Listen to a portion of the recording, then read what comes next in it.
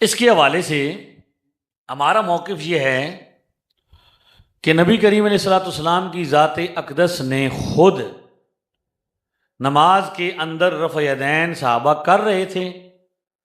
حضور تشریف لائے اور آپ نے دیکھا کہ نماز میں صحابہ رفع یدین کر رہے ہیں، تو میرے اور آپ کے آقا و مولا صلی اللہ علیہ وسلم نے خود ان کو منع فرمایا. ٹھیک ہے، یہ حدیث شریف سنن نسائی میں 1185 نمبر پہ موجود ہے کہ میرے اور آپ کے آقا و مولا صلی اللہ علیہ وسلم نے، توجہ سے سنیں گے تو بات سمجھ آئے گی، خود کیا کر دیا ہے. جو روایات چھوٹے مرزا صاحب یا غیر مقلدین اہل حدیث رجسٹرڈ حضرات پیش کرتے ہیں، ان میں سے ایک حدیث بھی نبی پاک کا فرمان نہیں ہے. میں کیا عرض کر رہا ہوں؟ ایک روایت بھی نبی پاک کا اپنا فرمان نہیں ہے. اگر کسی کو شوق ہو تو وہ سارے نمبر لکھے اور اس نمبر میں کیا کریں، اس کی سرچ کریں، اس کو پتہ چل جائے گا کہ کوئی کسی صحابی کا قول ہے، کوئی کسی صحابی کا قول ہے، کوئی کسی صحابی کا قول ہے. صحابہ کے اقوال دوسری طرف بھی موجود ہیں کہ نبی پاک نے رفع یدین ترک کر دی، چھوڑ دیا، وہ بھی سیاستہ کے اندر ہی موجود ہیں. جیسا کہ سنن جامع ترمذی میں، جو چھوٹے مرزا صاحب کی جامعہ ترمذی ہے اور اصل میں وہ جامع ترمذی ہے، آپ ان کے علم کی حالت دیکھیں کہ وہ کتاب کے اوپر لکھا ہوا نام ٹھیک نہیں پڑھ رہے.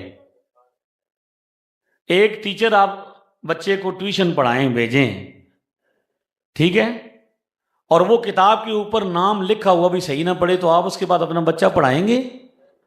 تو دنیاوی تعلیم کے لیے جب آپ کا یہ حال ہے تو دینی تعلیم کے لیے آپ ایسے بندے کا انتخاب کریں جو کتاب کے اوپر نام بھی نہیں پڑھ سکتا.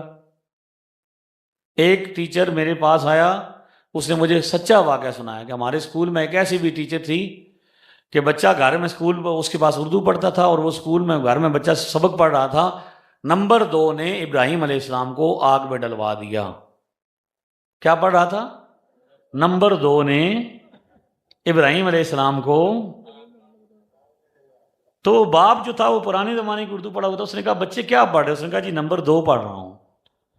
اور دوسرے دن وہ یہ نیا اسکول تھا نا پرائیویٹ، تو والد اپنے بچے کو لے کر اسکول آ گیا اور اس سے کہا کہ ہیڈ ماسٹر سے جو ہوتا ہے بڑا، بھئی یہ بچہ کیا پڑھ رہا ہے؟ بچے نے پڑھا.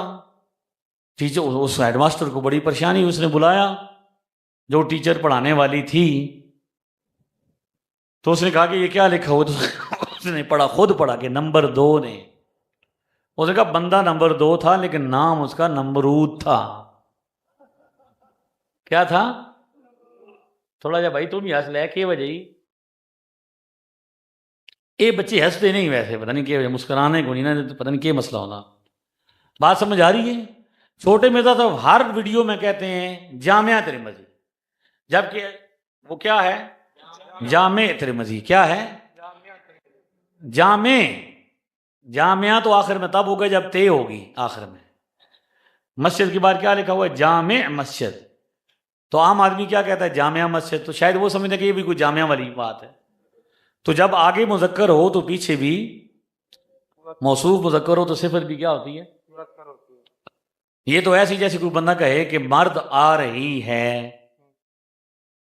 تو جس بندے کی علمی پوزیشن، میں نے کہا جامع ترمذی میں 257 نمبر روایت میں 257 میں سیدنا حضرت عبداللہ ابن مسعود، جنہوں نے نبی پاک کے ساتھ ساری زندگی 50 سال سے زیادہ زندگی گزاری، وضو کرانا، نبی پاک کے گھر میں سارے کام کرنا، چھوٹے موٹے سفروں میں، سب سفر میں حضر میں ساتھ رہنا، جن صحابی کی وہ روایت پیش کرتے ہیں وہ صرف 20 دن رہے. مالک بن حویرث رضی اللہ عنہ کتنے دن رہے؟ 20 دن. اور وہ دور کے علاقے سے ٹھیک ہے آتے تھے. اور یہ جو بیان کر رہے ہیں رفع یدین نبی پاک نے نہیں کیا، یہ کون ہیں؟ ساری زندگی حضور کے ساتھ رہے ہیں، 8ویں نمبر پہ اسلام قبول کیا، السابقون الاولون میں شامل ہیں. تو میں نے جب یہ کہا نا کہ بھئی 257 میں یہ روایت موجود ہے کہ حضرت عبداللہ بن مسعود کہتے ہیں نبی پاک والی نماز بغیر رفع یدین والی تھی. تو لاہور میں میرا پبلک سیشن تھا، اب تو بچے وہ سامنے نہیں آتے. بچے نے کہا کہ جی بھائی یہ حدیث مولوی صاحب ضعیف ہے. تو میں نے کہا بھئی یہ کہاں پہ لکھا ہوا ہے؟ تو کہتا ہے اپلیکیشن میں لکھا ہوا ہے کہ ضعیف ہے۔ میں نے کہا اپلیکیشن کس نے بنائی ہے؟ کہتا چھیپا نے بنائی ہے۔ تو میں نے کہا چھیپا کب پیدا ہوا ہے؟ کہتا پیدا کا نہیں پتہ لیکن ابھی بھی دنیا پر موجود ہے۔ میں نے کہا یعنی 14ویں صدی کا بندہ ہے؟ کہتا ہاں۔ تو میں نے کہا امام ترمذی 3ری صدی کے بندے ہیں۔ امام ترمذی جب کتاب لکھی، اس کتاب میں اصل کتاب ہے، اس میں لکھا ہوا ہے حدیث ابن مسعود حدیث حسن۔ سبحان اللہ۔ سیدنا عبداللہ ابن مسعود رضی اللہ عنہ والی حدیث حسن ہے۔ امام ترمذی 3ری صدی میں کہہ رہے ہیں کہ حدیث حسن ہے، اور چھیپا 14ویں صدی میں کہہ رہا ہے کہ ضعیف ہے، تو لیٹ ہو گیا ہے۔ اس لیے ضعیف ضعوف والا بھی جو چکر چلاتے ہیں، اس پر بھی ہم نے بتا دیا کہ یا تو نبی پاک ضعیف کہیں یا صحابی کہیں، یا کم از کم وہ محدث کہے جس کی کتاب ہے۔ ٹھیک ہے؟ چھیپا 14ویں صدی کے بندے، نو مولود محققین نہیں چلیں گے۔ تو وہ حدیث بھی موجود ہیں جس میں صحابہ نے یہ بتایا کہ حضور نے رفع یدین چھوڑ دیا تھا۔ اس کو دل کے کانوں سے سننا ہے، اس لیے بات سمجھ آئے گی۔ اگر ضد سے ایک بندہ پہلے ضد میں ہے، وہ بات سنے گا نہیں تو سمجھے گا کیسے؟ تو روایات دونوں طرف موجود ہیں۔ صحابہ یہ بھی کہتے ہیں کہ حضور نے کیا، اور صحابہ یہ بھی کہتے ہیں کہ حضور نے ترک کر دیا۔ اور مزے کی بات یہ ہے کہ محدثین کرام یہ 4 سنن والے جو ہیں، سنن ابو داؤد، سنن ابن ماجہ، سنن نسائی اور جامع ترمذی، یہ 4 کتابوں والے محدثین جو ہیں، ان کا طریقہ یہ ہے کہ یہ دونوں طرح کے باب بناتے ہیں۔ پہلے باب بناتے ہیں، اس میں یہ بتاتے ہیں کہ حضور کے صحابی بتا رہے ہیں کہ حضور نے رفع یدین کیا، اور اس میں مختلف، کبھی کہتے ہیں کہ درمیان میں، رکوع کے درمیان کیا، سجدوں میں نہیں کیا، کبھی کہتے ہیں سجدوں کے درمیان بھی کیا، تو وہ مختلف باتیں ہیں۔ اس کے بعد وہ باب باندھتے ہیں فوراً جس میں یہ ہوتا ہے کہ نبی پاک نے رفع یدین نہیں کیا۔ امام نسائی نے باب باندھا ترک و ذالکہ، رفع یدین ترک کرنے کا باب، چھوڑ دینے کا باب۔ تو کام پہلے ہوتا ہے منع، بعد میں ہوتا ہے۔ محدثین اعظام کی ترتیب بھی یہ بتا رہی ہے کہ سرور دو عالم صلی اللہ علیہ وسلم نے پہلے رفع یدین کیا تھا، بعد میں ترک کر دیا تھا۔ اگر صرف حدیث موجود ہونے کی بنا پر ایک بات کو آپ نے ماننا ہے، تو جو رفع یدین اس وجہ سے کر رہے ہیں کہ حدیث میں صحابی نے بتایا ہے، تو وہ پھر انہیں چاہیے کہ وہ کیا کریں، شراب بھی پئیں کہ شراب پینے کی روایت بھی موجود ہوگی، متع بھی کریں کہ متع کرنے کی روایت بھی بخاری مسلم میں موجود ہے۔ ٹھیک ہے؟ تو بہت ساری باتیں ایسی ہیں جو پہلے، گدھا کھانے کی بھی روایتیں موجود ہیں، گدھے کا گوشت کوئی اب نہیں کھاتا۔ تو جس طرح گدھا پہلے کھایا جاتا تھا، بعد میں نبی پاک نے منع کر دیا، شراب پہلے پی جاتی تھی، نبی پاک نے منع کر دیا، متع پہلے ہوتا تھا، حضور نے بعد میں، اگرچہ حدیثیں یا واقع ریکارڈ کے طور پر اب بھی موجود ہیں۔ اسی طرح رفع یدین والی روایتیں بھی ریکارڈ کے طور پر موجود ہیں، لیکن نبی پاک کے منع کرنے کی روایت جب موجود ہے، تو حضور نے جب منع کر دیا، ٹھیک ہے، تو کیا ہے، اب ہم رفع یدین نہیں کرتے۔ امت کی بڑا طبقہ، سب سے زیادہ طبقہ وہ ہے جو رفع یدین، اگر رفع یدین کرنا سنت ہوتا تو اتنی بڑی امت اور پہلی صدی کے امام ابو حنیفہ، جنہوں نے نبی پاک کے صحابہ کو نماز پڑھتے دیکھا ہے، امام بخاری نے کسی بھی صحابی کو نماز پڑھتے، ملاقات ہی نہیں ہوئی کبھی۔ 3ری صدی میں تو کوئی صحابی موجود نہیں، آخری صحابی کا سن وفات 110 ہجری ہے، امام ابو حنیفہ پیدا ہوئے 80 ہجری میں، فوت ہوئے 150 ہجری میں۔ 22 صحابہ کرام کے بارے میں موجود ہے کہ انہوں نے ملاقات کی۔ علامہ ابن حجر اسقلانی کہتے ہیں کہ حضرت انس سے کئی بار ملاقات کی۔ جنہوں نے نبی پاک سے سیکھی، ابو حنیفہ نے رضی اللہ تعالیٰ عنہ نے ان کو دیکھ کر سیکھی، ان سے سیکھی، اور آج تک یہی سلسلہ ہے کہ دیکھ کر کی سیکھتے ہیں۔ سلو کما رأیتمونی اصلی کا یہی مطلب ہے، جی میں نے پڑھدا ویکھتے ہو انجی پڑھو۔ صحابہ نے ان کو دیکھا، امام ابو حنیفہ نے صحابہ کو دیکھا، تو ہم نے پھر ہر نسل در نسل اسی طرح دیکھا۔ ٹھیک ہے؟ تو لہٰذا جب احادیث میں موجود ہے کہ منع کر دیا، یہ جامع سنن نسائی 1185 میں نبی پاک کا اپنا فرمان ہے، منع کرنے پر اپنا فرمان موجود ہے، جبکہ حدیث کی کسی کتاب میں بھی ایک روایت بھی ایسی موجود نہیں جس میں خود نبی پاک صلی اللہ تعالی علیہ وسلم نے رفع یدین کرنے کا حکم دیا ہو۔ رفع یدین سکھایا ہو۔ نماز کس نے سکھائی؟ صحابہ کو۔ آپ کو حدیث ملے گی، نبی پاک فرمائیں گے تکبیر کہو، رکوع کرو، سجدہ کرو، قرات کرو، تشہد پڑھو، ساری نماز کے بارے میں فرمائیں گے، لیکن ایک بار بھی آپ کو ایسا نہیں ملے گا کہ حضور فرمائیں نماز میں رفع یدین کرو، جبکہ آپ کو ایسی حدیث ملے گی کہ حضور نے منع کیا۔ ٹھیک ہے، تو اس کا مطلب یہ ہے کہ قولی روایت منع کرنے پر ہے حدیث قولی، اصل میں حدیث قولی ہوتی ہے۔ درجہ سب سے اعلیٰ کس حدیث کا ہوتا ہے؟ حدیث قولی کا ہوتا ہے۔ لیکن کسی ایک روایت میں بھی منع حضور نے سکھایا نہیں، بلکہ بخاری میں جو روایت ہے ابو حمید السعدی رضی اللہ تعالیٰ عنہ کی، اس میں حضور نے نماز سکھائی ہے، باقی چیزیں موجود ہیں لیکن رفع یدین کا ذکر موجود نہیں ہے۔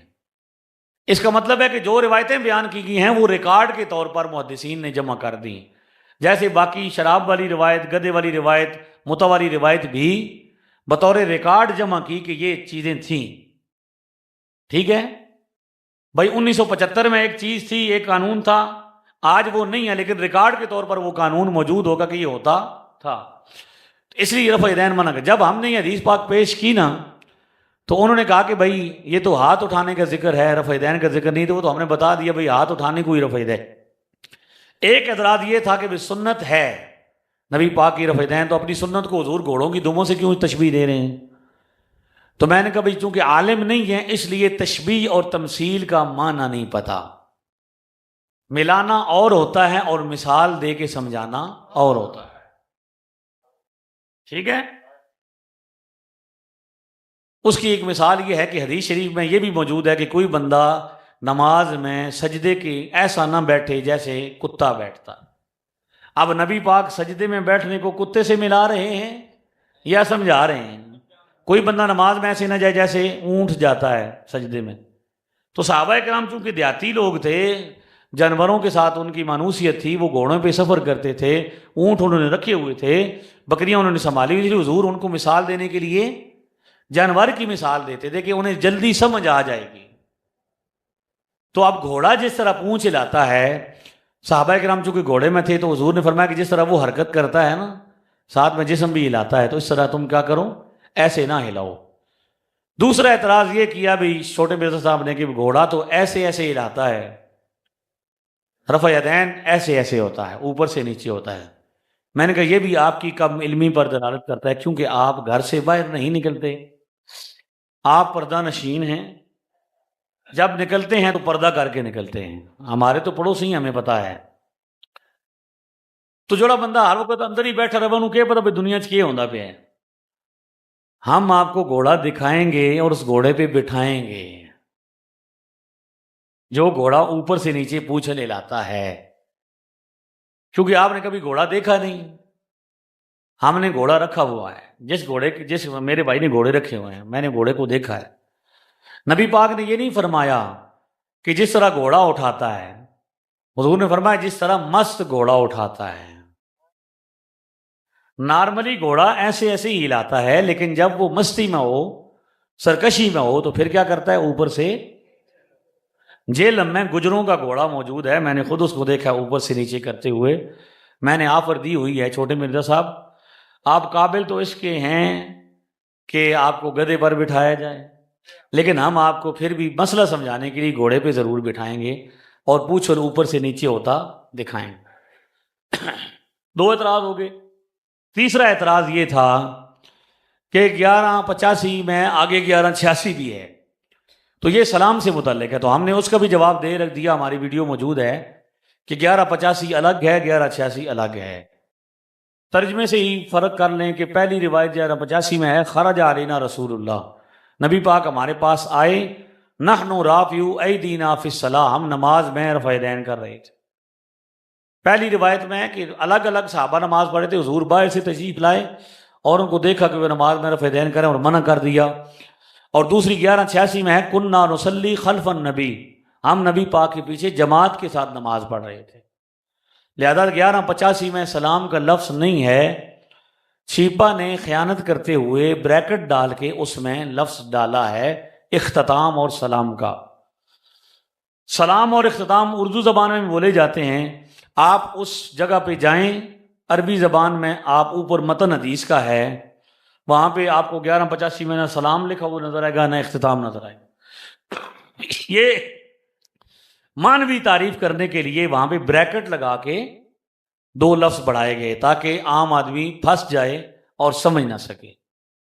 تو سلام والی لفظ نیچے ہے جس میں با جماعت نماز کا فرق ہے، ایک واقعہ الگ ہے، دوسرا واقعہ صحابہ کو حضور ایک ہی بار منع کرتے تھے، بار بار منع کرنے کی ضرورت پیش نہیں آتی تھی، یعنی بھائی ایک بار پہلے منع کیا تو پھر دوسری بار پھر بھی کر دے سنت پھر وہ پھر بھی کر دے ہو، نہیں، ایک بار منع کیا نماز کے اندر رفع یدین اور دوسری بار منع کیا سلام والا، تو دوسری بار ایک ہی بار منع کیا ہے، تو سلام والا بھی منع ہے۔ اور اس لیے ہم نے اس کتاب میں مسائل نماز میں اس کی 200 روپے ہدیہ ہے، 63 احادیث سیاستہ سے ہیں، پوری نماز کے سارے دلائل موجود ہیں، آپ یہ ضرور لے کے جائیے گا، اور جس بندے کو دلیل کی حاجت ہوگی اس میں لکھے، اس میں ہم نے دونوں روایتیں لکھی ہیں، پہلے ہم نے لکھی ہے نماز میں نماز کے دوران رفع یدین منع ہے 1185 سنن نسائی، دوسرا باب باندھا ہے نماز میں سلام کے اختتام پر، نماز کے آخر پر بھی کیا ہے، سلام کے وقت بھی رفع یدین منع ہے، وہاں لکھی مسلم کی 970، ٹھیک ہے۔ اس ترتیب سے آپ بات سمجھیں گے کہ آپ کو پتہ چل جائے گا کہ یہ دونوں روایتیں الگ الگ ہیں، ان دونوں کو مکس کر کے بات الجھانے کی کوشش کی جاتی ہے، جو کہ کسی طور پر بھی علمی دنیا میں اچھی بات نہیں، ٹھیک ہو گیا۔ اب ہم جب انہیں احادیث دکھاتے ہیں تو پھر یہ کہتے ہیں کہ جی غوث پاک کرتے تھے، تو ہم ان سے کہتے ہیں کہ آپ تو ہم سے الگ اس لیے ہوئے تھے کہ آپ کو حدیثوں کی تلاش تھی، کس کی؟ کہ ہم حدیث پر عمل کریں گے۔ آپ کو بندے نے کہا کہ یہ بندہ جو امام ابو حنیفہ کو ماننے والے سارے لوگ ہیں، مسجد ساری بھری ہوئی ہے، گاؤں سارا بھرا ہوا ہے، علاقہ سارا بھرا ہوا ہے، جو رفع یدین نہیں کرتے تو یہ اس لیے نہیں کرتے کہ امام ابو حنیفہ نہیں کرتے تھے، لیکن حدیث میں ہے کہ رفع یدین کیا۔ اب تو بتا کہ نبی پاک بڑے ہیں یا ابو حنیفہ بڑے ہیں، کلمہ نبی پاک کا پڑھا ہے یا ابو حنیفہ کا پڑھا ہے؟ تو بچہ بلیک میل ہو جاتا ہے، وہ کہتا ہے کلمہ میں نے نبی پاک کا پڑھا، لیا تھا میں نے کیا کرنا ہے۔ تو رفع یدین شروع کب کیا تھا، کس وجہ سے کیا تھا؟ روایت کی وجہ سے، حدیث کی وجہ سے۔ اب جب ہم نے امام ابو حنیفہ کی دلیل بتائی کہ وہ نہیں کرتے تو اپنی مرضی سے نہیں بلکہ نبی پاک کی حدیث کی وجہ سے، جس کو پہلی صدی میں روایت کیا صحابی نے امام ابو حنیفہ تک پہنچی، اور امام ابو حنیفہ کے 300 سال بعد امام نسائی نے جا کے اپنی کتاب میں لکھی، 300 سال کا فاصلہ کم از کم 10 کرو لکھی۔ تو اب جب ہم نے آپ کے سامنے حدیث پیش کی تو اب آپ کو چاہیے تھا نا کہ حدیث پر عمل کریں، لیکن آپ بہانہ بناتے ہیں، یہ بہانہ ہے کہ فلاں کرتا تھا فلاں کرتا تھا، آپ تو بابوں کو مانتے ہی نہیں تھے، آپ تو کہتے تھے باب تشیع کو نہیں۔ تو آپ کو تو جب حدیث ملی تو آپ کا کام تھا کہ آپ عمل کریں اور رفع یدین ترک کر دیں، پرانی نماز پڑھیں جیسے پہلے کرتے تھے، لیکن آپ نے ہمارے سامنے بابا لے کے آئے۔ اب ہم بھی آپ سے الزامی طور پر پوچھتے ہیں کہ آپ نے تو کہا تھا کہ ابو حنیفہ نہیں بڑے، نبی پاک بڑے، اس لیے شروع کر دیا تھا، اب جب ہم نے نبی پاک کی حدیث پیش کی ہے، بابا درمیان سے نکالا ہے، تو آپ ہمارے سامنے بابا لے کے آئے ہیں۔ اب ہم بھی آپ سے پوچھتے ہیں کہ غوث پاک بڑے ہیں یا نبی پاک بڑے ہیں؟ کلمہ غوث پاک کا پڑھا ہے یا نبی پاک کا پڑھا ہے؟ ہم بھی تو پوچھ سکتے ہیں۔ لہذا یہ سارے بہانے بازیاں ہیں۔ جب روایت پیش کر دی، ان کی طلب یا ان کی ڈیمانڈ کیا تھی؟ نبی پاک کا فرمان۔ تو نبی پاک کا فرمان آنے کے بعد تو یہ تو کی ٹامیں ٹوئیاں مارنا بہانے ہیں۔ چھوٹے مرزا صاحب یہی بہانے بناتے ہیں اور ان بہانوں کے پیچھے چھپنے کی ناکام کوشش کرتے ہیں۔ الحمدللہ ہزاروں بچوں نے پرانی نماز پڑھی اور آئندہ بھی پڑھ رہے ہیں لوگ۔ اس میں سمجھ آ گیا رفع یدین والا؟ ہاں جی۔ اب آپ کے سامنے جو بندہ یہ کہے کہ بھائی کرنا ہے تو اسے کہنا ہے بھائی ہم نے قولی روایت پیش کی ہے، تو قولی روایت لے کے آ، نبی پاک کا حکم، قول مبارک، قال رسول اللہ، حضور نے فرمایا ہو نماز میں رفع یدین کرو۔